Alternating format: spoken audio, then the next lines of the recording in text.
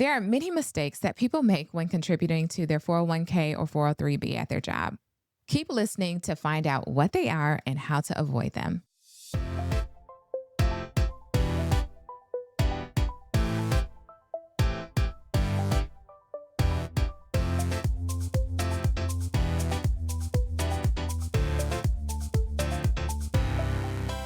Hello, and welcome to the Wealth Minded MD podcast with your money best friends. I'm Dr. Brittany Helford. And I'm Dr. Alicia Taylor. And of course, we're here to help you build wealth and make good money decisions so you can create the life you desire with more control over your time.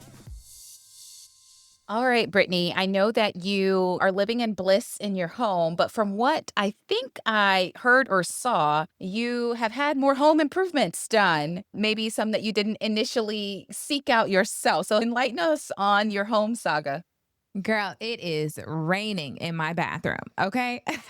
Oh my gosh. I appreciate the rainy days because it gives us a little bit of a break. I love to sleep when it rains, but my roof is not holding up. It's not doing its job right now. And there are just leaks and drips, and I'm cleaning up stuff and trying to place buckets strategically, cushioning the bucket at the bottom so that the drop is not so loud that it splashes everywhere and that it wakes me up at night. And thank God for my mom, because my mom is my unpaid assistant. She's calling all of these roofers, scheduling the quotes, and I'm so grateful to have her support. And she's not physically here, but she does a lot for me, given how busy life is. Sometimes I just don't have the capacity to be on the phone and engaging all these people for emergent situations when I've already kind of scheduled all of my meetings throughout the day. Wow. So hold on. So you have a leak in your roof. You said it's raining in your bathroom. So not necessarily outside, but in the house. Hence the bucket in placement. the house, yes.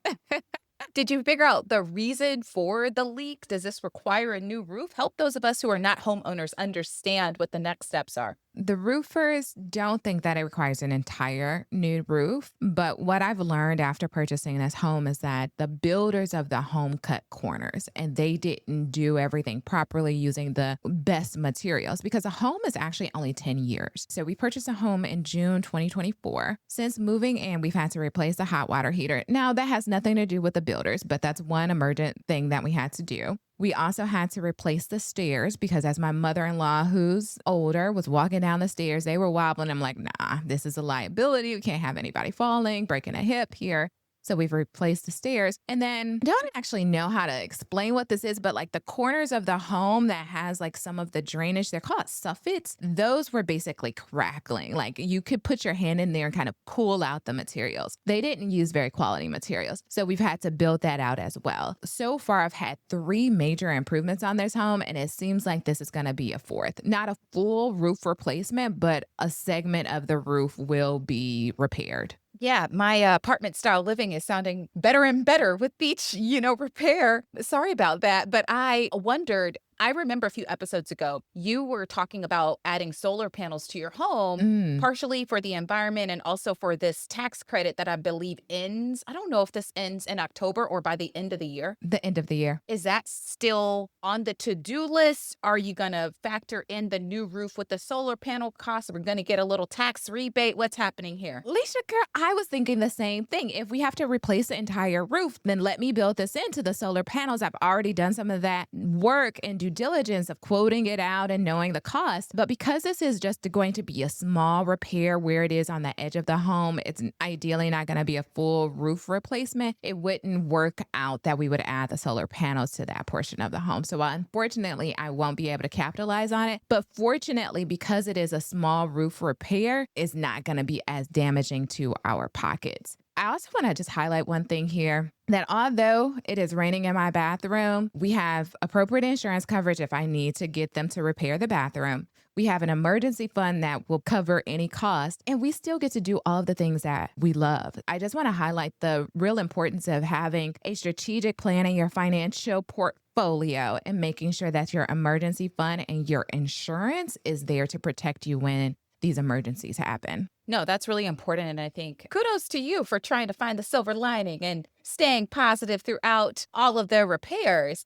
I think for me, just hearing about your repairs, I'm like, you must have a really large emergency fund because, honey, it seems like it keeps being depleted. And these aren't like, oh, $100 here or $1,000 there. They're like pretty big chunks of change. Some of us, it Mhm. might take us a few shifts to come up with the money. Yes, it is a lot. Another thing that I think you would be proud of is because we have a condo association and the roof is common area, I get to use a credit card to build points to write a check. So the built credit card, right, that allows you to pay your HOA fees or your rent. So I have that credit card. So basically, I'm just going to write a check to the condo association. Then the condo association is going to write a check to the roofers, and I get to build up those credit card points. Now, I still got to use them, Leisha. I think we just going to have to fly you in from Atlanta to Boston and you just do a tutorial, a session. Maybe we do it on IG Live or something and you help me out. But at least I'm accumulating the points to use at a later date. Got it. Okay. Yeah. So we're using this unforeseen challenge as a points earning opportunity. And then at some point, we're going to help you redeem those points for a free trip. So actually, this leaky roof is going to get you a free vacation. Okay. So yes, we will work together on how to do that. We probably need to do another episode on credit card points coming up here. So listen, people, will try to do that in the coming weeks. This sounds great. I'm happy that we were able to put, this positive spin on things. Thank you, thank you, thank you. And I appreciate all of the encouragement and also the strategizing here on the podcast.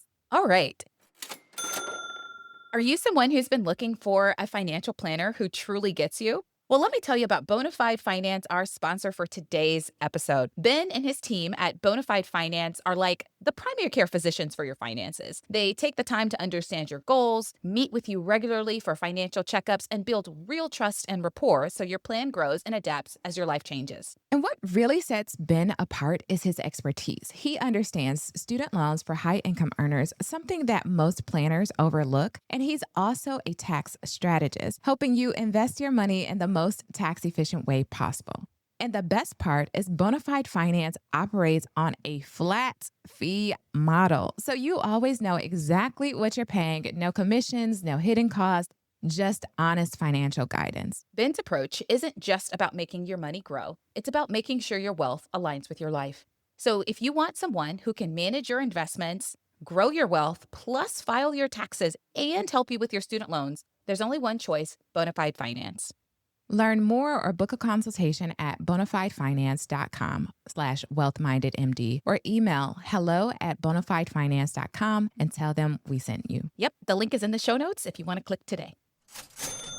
All right, Alicia. So, there's a lot of talk about 401ks lately. At least maybe that's just what the algorithm is sending my way. I swear like they're listening to my conversations. But when I heard about some of the changes that have already taken place because of the implementation of the Secure 2.0 Act that was passed in 2022 and some of the new changes that are going to take place, I thought that this would be a really great opportunity for us to talk about some of the 401k mistakes to avoid in 2025, some that we've heard other people making, and how we can discuss these changes for our audience to leverage them as well. Yeah, I agree with you. I'm really excited about this because I think for a lot of people that are employees, they have access to a 401k or 403b at their job, or if they're in the military, they have access to a TSP, but they have access to some sort of retirement plan. Or if you're a 1099 worker, you can set up your own solo 401k. Most people have access to some sort of retirement plan, and it's the end of the year. And so people are like, okay, Alicia and Brittany, I am contributing. I got that checked off. And I think it's really important for us to say, okay, thank you for contributing, but let's make sure you're not making these mistakes that maybe you aren't aware of so that you have time to correct them before the end of the year. Yeah. All right, so let's jump into it. I'm sorry, people, if we are calling you out here, right? We make mistakes. Leisha and I have reported some of our own mistakes, and we have to address them. So the first mistake that I see most commonly is not contributing enough to get the full match. And when I hear that for people, it kind of makes me cringe a bit because that's free money, and I love free money. So I understand that not everybody can make that contribution because sometimes there are other things that you have to take care of, right? You have bills to pay, you have families to support, you might have debt that is a big burden and you want to prioritize that. In fact, Leisha, 67% of workers say that their student loans keep them from saving from retirement. But one of the new changes to the 401k rules lets student loan payments count towards your employer match. And when I heard this, I'm like, oh my gosh, this is a game changer for all of those who's not contributing up to the fullness of their match. And this changes the game for women who carry the largest student loan burden and for Blacks and Latinos who have larger student loan burdens than others. So I'm like, okay, all right. I love this change. Hopefully, this will help more of us to start making these contributions, not only to pay off our debt, but also now to build wealth because the student loan payments qualify for the employer match. All right, there may be some people hearing this who are like, wait, what? Explain this to me. Break it down like I'm five. How does this work? How do student loan payments qualify for your employer match? Do you have to show proof that you paid your student loans and then your employer pays as well? Do you have to convince your employer to sign up for this? People are like, okay, Brittany, I'm real interested. Help me understand how this works. Yeah, so Leisha, that is a really great question. And you know, I don't have student loans, right? So Brag. Why don't you brag? Why don't you? I'm sorry. But as we talk through some of this, we have to make sure that we reach out to our employers, right? We reach out to understand what the benefits are and making sure that they have the structures in place to support the new changes. So I really appreciate that you brought this up. So I would recommend that you reach out to HR and say, hey, yes, with the new 401k changes, my student loan payments should qualify for the employer match if I haven't gotten that. Do you all have structures in place to support this change so that I can get what is due? Because employer matches differ in how they're built out. So I think it would definitely be dependent on that institution, on what documentation they need, and then how much of the match and how it's going to exactly work.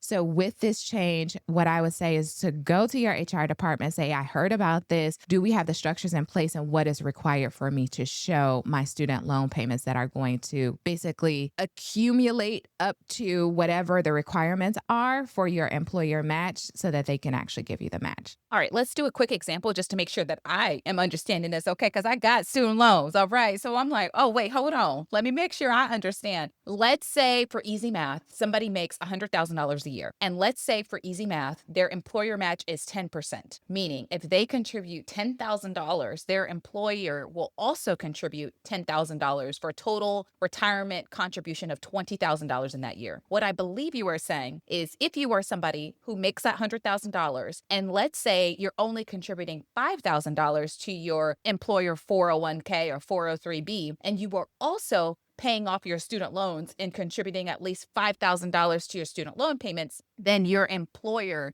should technically give you the full match. So your employer should still give you an additional $10,000 into your retirement plan. That's correct. Okay, cool. So under normal rules, you have to contribute the full $10,000 into your work retirement plan in order for your employer to contribute an additional $10,000 in this example to your retirement plan. What you're saying is even if you're only contributing $5,000, as long as you've made student loan payments that make up that difference, then your employer should still give you the full match. Yes, so for yes. those of us who are already getting the full match, we don't get any extra match. But for those of us who aren't getting the full match, maybe this is an opportunity for you to get even more free money into your retirement account. Is that right? Correct. So again, what I said, some employers are still catching up to some of these changes, right? And there's a lot that's changing so rapidly. So I would definitely reach out to your HR department just to make sure that they are placing the structures, putting structures in place in order to support you, and then making sure that you have the appropriate documentation to show everything that they need. But that's a game changer, right? I'm super excited for that. That's big for residents. I'm thinking about the residents in my institution who actually get a 7% 403b match.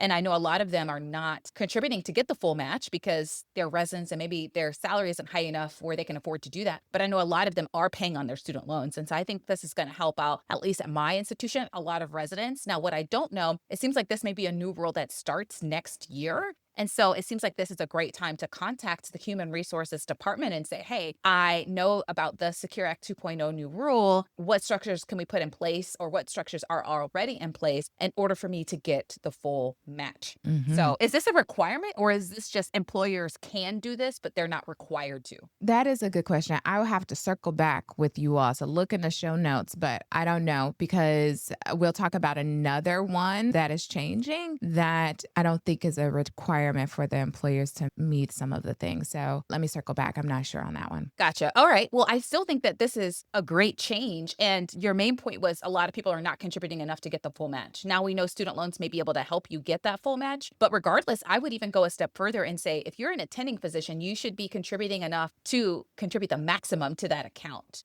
I oftentimes tell physicians if the one thing you do is contribute the most that you can to your work retirement plan, you will set yourself up to retire a multimillionaire. That is the one thing that you can do. And I think for a lot of physicians, it's also maybe not understanding that if you're an older physician over the age of 50, you can contribute even more to your work retirement account than those of us who are under the age of 50. And Brittany, correct me if I'm wrong, but I believe that for this year, 2025, the most that you can contribute each year into your work 401k or 403b as an employee is $23,500. If you're over the age of 50, you can contribute an additional $7,500 into that account. Next year, it is going up. And so next year, the most you can contribute to your 401k or 403b is $24,500 as an employee. And then if you're over the age of 50, you can contribute an additional $8,000 into that account. So if you have not already contributed the maximum to that account this year, maybe change the percentage that's deducted from your paycheck so that you can max out that account before the end of the year. Yeah, great. Thank you for that. Those numbers were correct, and I agree. Let's max it out.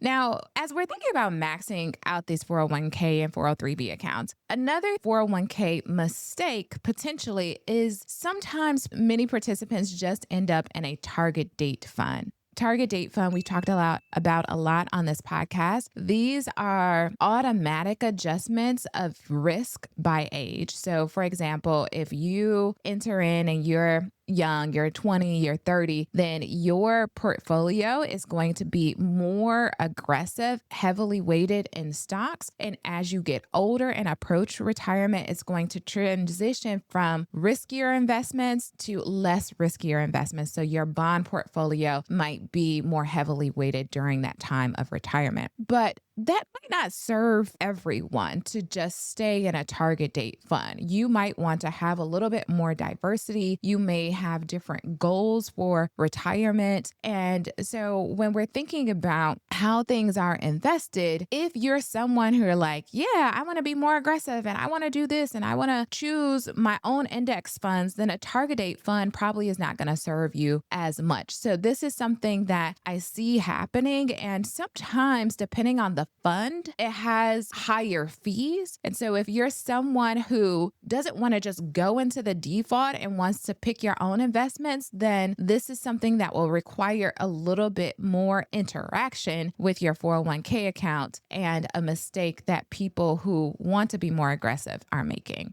I would say that I think the biggest mistake related to this is not having the money invested at all. A lot of employers nowadays at least have a target date retirement fund as the default option, but not everybody does. And I have heard horror stories of people who contributed to their 401k or 403b at their job, but they never selected how they wanted the money to be invested. And as a result, it was just sitting in a savings account, barely earning any money. And so step one is if you are somebody who contributes to your work 401k, 403b, make sure you know how the money is being invested. And if you have not selected your investments, as I presume that most people have not, then you need to look and see if the money is even being invested. If it is being invested, most default options is a target date retirement fund, but not everybody has that default option. And so just check to see that your money is actually being invested. Brittany, I don't dislike target date retirement funds. I actually think it's great that they have your money invested in different index funds and that they rebalance automatically for you. The fees are slightly higher because they're doing a little bit more work, but I actually like a target date retirement fund. So I think that for folks who maybe do not know as much about investing, I don't think it's a bad option. I don't think it's the best option. It's not a bad option, and I think might be decent for a lot of people. In full transparency, my job, the default is a target date retirement fund, and I actually have a percentage of money in there for a specific reason. It's because I like how they automatically rebalance, and I don't want to have to each year have to rebalance it myself, but I just don't have all of the money into a target date retirement fund. So I've changed the percentages. We'll have to do a whole episode on pros and cons of target date retirement funds, but one of my kind of gripes with them is that the percentage that is allocated to international stocks is a little bit too high for my taste. And so I try to decrease that a bit. So I've made some adjustments, but I don't actually think a target date retirement fund is bad. I think just you have to make sure that it aligns with your goals. and also make sure that your money is even being invested in the first place. And so take some time, log into your work 401k, 403b portal, and just make sure that you know how that money is invested. And so you have to figure out who the brokerage firm is that houses the money. Usually it's Vanguard or Fidelity or Charles Schwab or something like that. Log in, see how much money you have, and see how that money is actually being invested. And if you don't like how it's being invested, then you will need to change it. Yeah, Alicia, I appreciate that you raised that additional mistake that people kind of put the money there, but then they don't invest it. And I see that also happening in other types of accounts as well. So if you are someone who hasn't taken that extra step, then you definitely want to do that. Some employers have like a default investment option, as I mentioned, of the target date retirement fund. So if your employer has that default, then you're automatically there. It doesn't just go into that savings account. But this is something that you need to know. Does your employer have it or do they not have it? And if they don't, then you need to make some changes. So thank you so much for bringing that up. All right, so let's talk about this next one, which unfortunately I have seen. And so this next mistake is cashing out when you switch jobs or cashing out your 401k too early. I had one client who, was in between jobs and she needed access to money and she cashed out her entire 401k. And so when you do that and you're not at that retirement age, what you have to pay is a 10% penalty. And so for someone who already was thinking about, okay, she had some difficult times. So I guess she had explored options and maybe felt like she didn't have any other option. And so she just lost 10% of the funds. But I also see this happening for people who are just not being as mindful as some of the other methods of transitioning or transferring their 401k. So sometimes people feel like, oh, well, I'm switching jobs, I should take the money out, or I'm switching jobs, I should move it to my other employer's 401k. And then they take a withdrawal and then they never put the money into their new 401k. And therefore, when that happens, when they intended to do a transfer, but they never actually put it into the 401k, it comes out as a withdrawal and they have a 10% penalty. And then they have to pay taxes on top of that. Whenever you're in this position of transitioning jobs, you want to instead call whatever broker, maybe it's Fidelity, maybe Vanguard, and say, hey, I want to switch my 401k from my old employer to my new employer, and have Vanguard, Fidelity, or whomever call that other employer's broker and have the funds transferred instead of them writing a check to you and then you putting it into that new 401k account. So you never want to make a withdrawal of your 401k if you can avoid it, because there's going to be a 10% penalty if you're not at that retirement age. And potentially when you take that withdrawal, you will also have to pay taxes on that money. Yeah. So what I hear you saying is like a big mistake people are making is they are not managing their old 401k well when they switch jobs, right? A lot of people, as you mentioned, are cashing it out, but some people are attempting to do a transfer and just not completing the step. And I want to make it clear that yes, if you cash out your 401k when you leave one job, you're going to pay a 10% penalty, but you're also going to pay taxes on that money. And when you add up all of the taxes and the penalties, it can add up to over 50%, because a lot of physicians or high income earners are in the highest tax bracket or in the 30% marginal tax bracket. So imagine having to pay 30 something percent in federal taxes on the money. And then if you're in a state that has state taxes, maybe you're paying an additional 5 or 10% in state taxes on that money. If you have not maxed out your payroll taxes, you're paying another, 7% in payroll taxes on that money. Plus you have to pay the 10% penalty. And so even if you have $20,000 in your 401k, cashing it out, you may only get a check for about $9,000. You're losing a lot of money when you cash out that 401k. So just be aware that that is not maybe the most advisable thing to do. Some people instead, if they absolutely need money, will take a loan from their 401k. That results in a much lower cost if they absolutely just needed some money because of an unforeseen circumstance. But I would caution anyone against cashing it out. And I like what you said there, Brittany, of the steps of doing a transfer. One of the things that you can do when you switch jobs is just transfer the money in your old 401k to your new 401k. But as you mentioned, there's different ways to do that. And if you take the option of you send me a check and I'll give it to my employer, I don't know if I would tempt myself with a good time. Okay. You may be like, oh, they gave me this check, 40 grand. Actually, I need about 20 of it to fix my roof, get a new car. And next thing you know, you're only putting half or some of the money into the 401k. and then you get that tax bill and it's not good. So one of the things is don't tempt yourself like that. Just have the job, send the money from your old 401k directly to the new 401k without you being the middleman. Okay. Just get it directly transferred. So I like that. Thank you for that warning, Brittany. Yeah, yeah. Thank you for rehashing that. We think about it. It's not sometimes even just wanting to have a good time. Sometimes it's just life, right? There are deadlines. I think you have 30 days in order to transfer from one account into the next. And sometimes you just forget and you don't reach that deadline. So, another thing that I see about forgetting things, right? People forget their old 401ks. And so, this is the fourth mistake. And I saw this statistic and I'm like, dang, this is a lot of money. So, I saw the statistic that there is $1.65 trillion in forgotten retirement accounts. So we want you to not be this person. When you transition jobs, and I actually have to handle this, when you transition jobs, right, that 401k can stay there at that old employer, or you can move it to your new employer, or you can convert it over to a Roth account, or you can roll it over into a traditional IRA account. I advise against the last one, but it is an option for you. All of what I'm saying is you got to remember that it exists somehow, some way. And I think if you're one of those people who are not, so if you're one of those people who don't like to keep track of a lot of different things, who like simplicity in your finances, then I would say just roll it over into your new employer's 401k so that you don't forget it. And that way you just have one 401k or one 403b to manage and to think about, because we don't want you to leave money that you've really worked very hard for your employer. I actually don't know what they do with these forgotten retirement accounts. Yeah, so I think they just keep growing. As long as you have a certain amount in there, it just keeps growing. So even though you're not making new contributions, the money you've already contributed continues to grow with the same investments that you had previously selected, or if with the same default investments.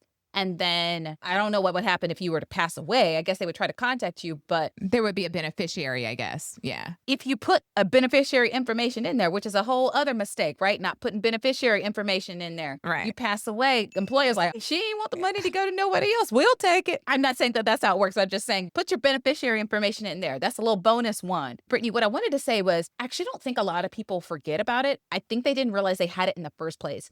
I have talked to a lot of residents or attendings, obviously, that used to be residents about how they didn't realize they had a 401k or 403b when they were in training. And the reason they didn't realize this is because there was an automatic deduction taken out of their paycheck. It's like they were auto deducted out 3% of their money or 5% of their money. And so because they didn't go in and select that money to be deducted, they never realized it was taken out of their check. And they never realized that the money taken out of their check that was automatic was in a retirement account. And so then when they left training and they started their attending jobs, they knew their attending jobs had a 401k, 403b, but they never realized they had money from training. And I know this to be the case because I talked to some people when I was in fellowship at UCLA and then I moved back to Atlanta. I just happened to run into at the urgent care, one of my shifts, somebody that was also in training in the University of California system. So she wasn't at UCLA. I think maybe she was at UC San Francisco or one of the UCal schools. And she did not realize that she had money going into the equivalent of a retirement account for her. And she was pleasantly surprised when she had tens of thousands of dollars in an account that she never knew existed. And I asked her, how was this possible? How did you not know? And she said, she didn't know they were taking money out of her check. And she also said they didn't contact her. Apparently, she hadn't updated her contact information. And so I think that they were trying to send information about the retirement plan, but it was going to an address she no longer lived at. And so she wasn't getting those notifications. And so if that is you, even if you're not sure if that's you, I would maybe go and see if you have money in a retirement plan from your days in residency or your days in fellowship if you're a physician, or maybe some days from an entry-level job that you had before you started your career, because you might be pleasantly surprised to find that you have a 401k or a 403b or a TSP account or the DC Safe Harbor account or whatever it is that you did not know existed. Wow. Thank you for sharing that personal story. I'm happy that she was pleasantly surprised and she finally figured it out and it wasn't too late. So yeah, we didn't have any type of match or anything. I did contribute to a 401k when I was in residency, but there was no match. Kudos to your friend. So people, maybe it's worthwhile just calling. If you changed institutions, just calling just to make sure that there's no money there that's hidden that you've forgotten about or you never knew that you actually had. Okay, Leisha. So I want to move to this next one, and there's actually a lot to discuss here. So this is the fifth mistake that I see a lot of people making is really not understanding Roth versus traditional.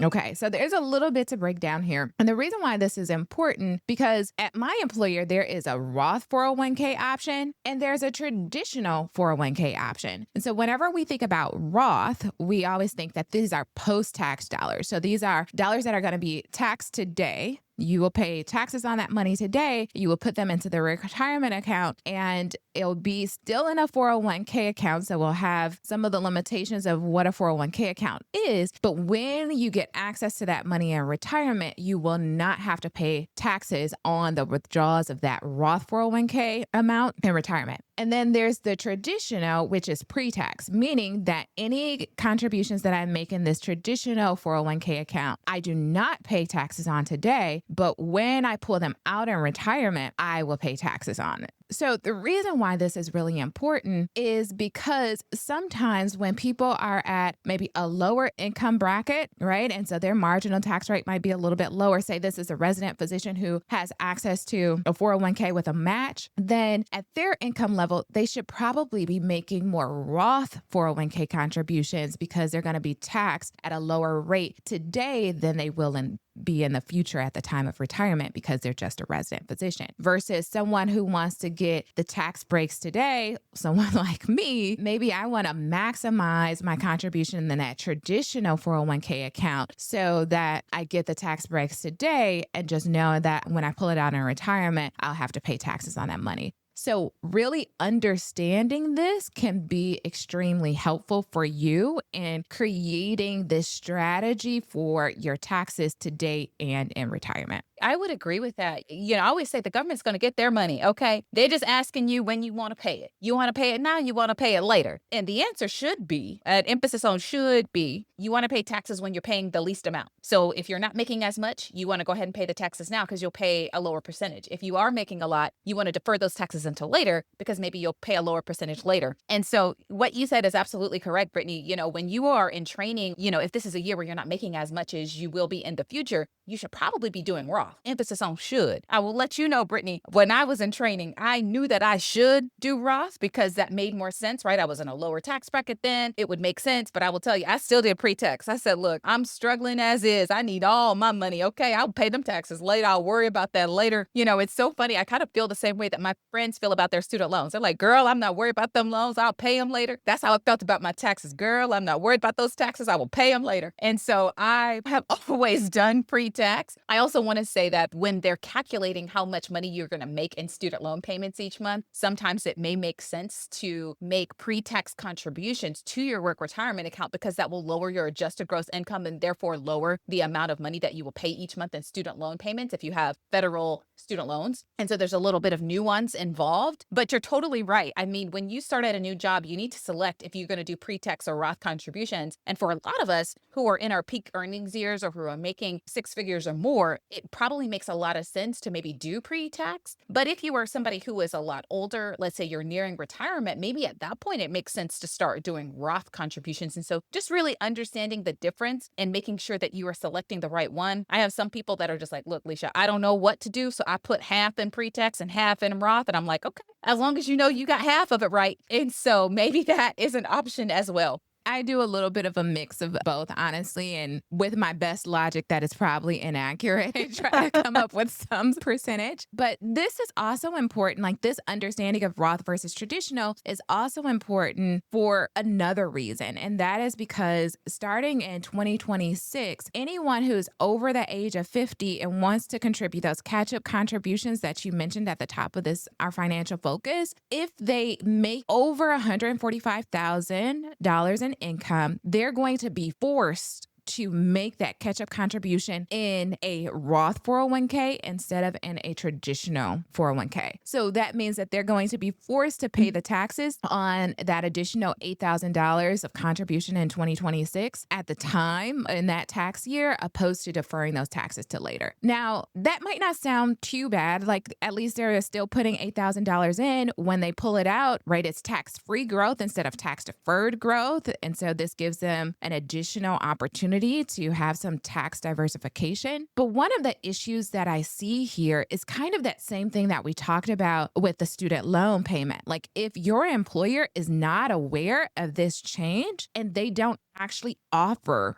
a Roth option, then how are you going to make those contributions if you're mandated to make them as a Roth contribution? So, I think that many of our listeners aren't there yet, but I think that this is really important for a couple of reasons. One, to help our family members who may not be aware, and for us to contact our employer because a lot of people stay at their job. So, like, I've been at my job for 7 years. What if I stay until the age of 50 and I'm like, oh crap, they never jumped on this bandwagon. They never figured this thing out. And now I cannot make these contributions, these catch up contributions. So I think it is important for us to figure out if our employer has this built in, if our employer is aware of it, and what's their plan for it moving forward. And also for us to be able to share this knowledge with our loved ones who are in that demographic so that they can talk to their employers as well. That's great, great advice. I think another mistake that we see people making all of the time in their 401ks or 403bs is not understanding vesting rules.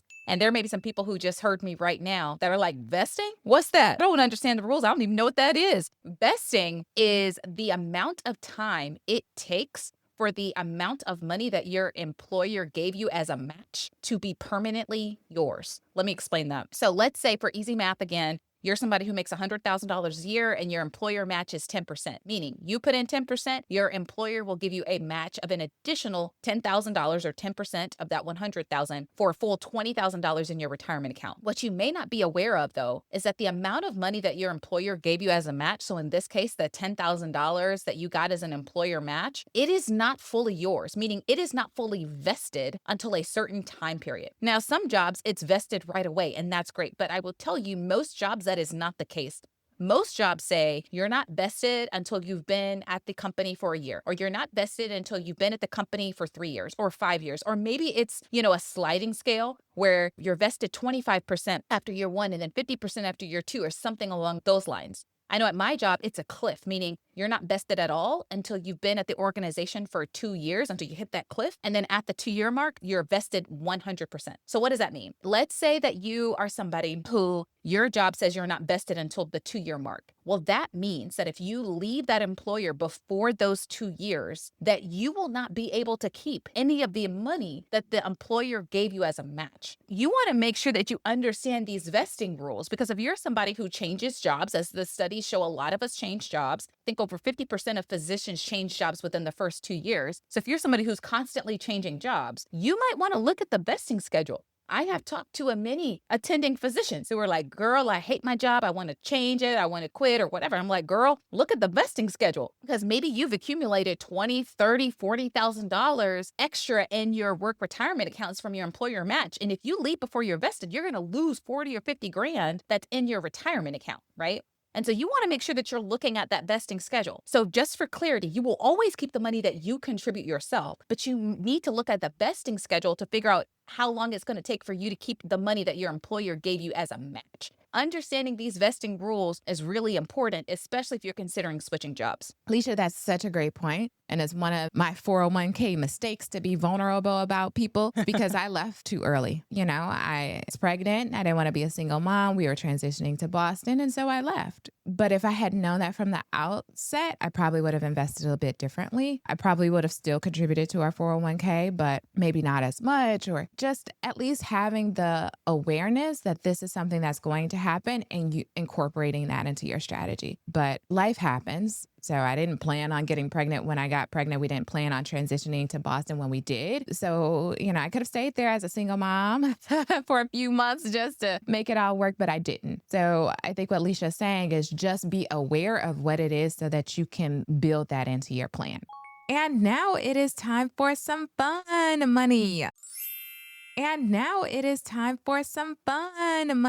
Alicia, tell the people how you're spending your money for fun. I actually just paid for a house cleaner. Remember a few episodes I was saying, like thinking about what could enhance my life. And I mentioned like a regular maid or house cleaner because I don't necessarily enjoy scrubbing toilets and cleaning bathrooms. That's not how I prefer to spend my limited free time. I had actually looked into this a few times. And each time I ran into one of my friends or colleague who had a house cleaner, they mentioned that they had a house basically, and that maid came to the house and they didn't know if the same cleaner would come to apartments. I live in an apartment. And so I was listening to a podcast episode one day and they were like, you should actually think about what would make your life better. And immediately I thought about a house cleaner and think about how much that would cost. Invest in it, like take the next step. And so I was motivated after listening to that podcast episode to dig a little deeper and say, like, can I find a house cleaner for my apartment? And so I actually went to my apartment leasing office and I talked to the first guy and I was like, hey, random question. Do we partner with a service that can clean my apartment for me? And he was like, I don't think so. His colleague overheard me and was like, are you looking for a house cleaner? And I was like, yes, I am. And she was like, oh, there's this new company called Spruce, I think it is, that partners with a lot of apartment building. And it is basically an apartment cleaning service. Like you can schedule a monthly or whenever you want. You can add ins if you want them to like scrape the oven or whatever. And obviously there's a higher fee if it's like their first time coming to your place. But I was motivated then and I like scheduled it and I was like, okay, they're going to give them access to my apartment and they're going to clean the whole place. And what I realized is that I'm not necessarily dirty, Brittany. I'm just messy because the act of just picking things up and putting them in their proper place already made my apartment look better. But then I actually had them come in. Oh my goodness. I walked in and the place smelled lovely and the carpet in the bedroom was vacuumed and the kitchen was cleaned and the counters were clear. And I was like, wow, I feel like I have a new place. So anyway, it was money well spent. I'm very proud of myself despite the fact that I was not the one that cleaned it. And I was like, this is a great investment. I think I'm going to have them come each month. Anyway, long-winded way of saying that's how I spent my fun money. Listen, house cleaning.